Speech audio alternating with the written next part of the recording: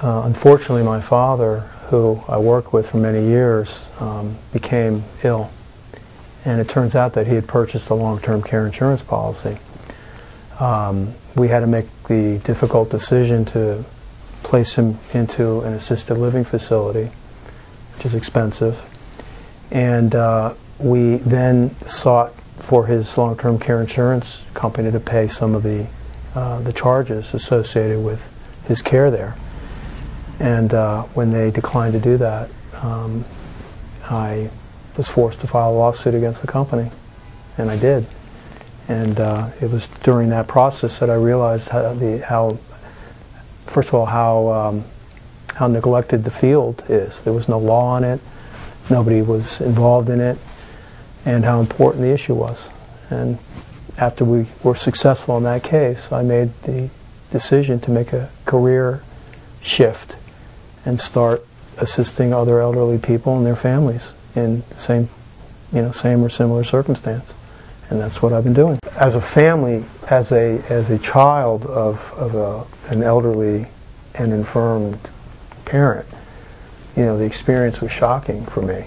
And the realization that our parents are getting older and the difficulties associated with caring for an elderly sick parent was very, very shocking.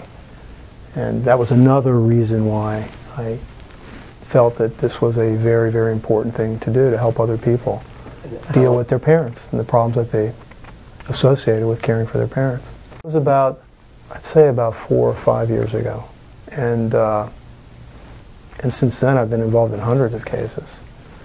Not only on behalf of individuals like my father, but also on behalf of home health agencies and nurse registries, who are the entities who actually provide the care, and who were met or have been met with difficulties with insurance companies getting paid. So it seemed like a natural thing to do to help the providers make sure that they're getting paid so that they can continue to provide care to the elderly insured people. So I've been involved in many cases, different issues. I was involved in a case which is now the very first reported appellate decision in the state of Florida dealing with long-term care insurance.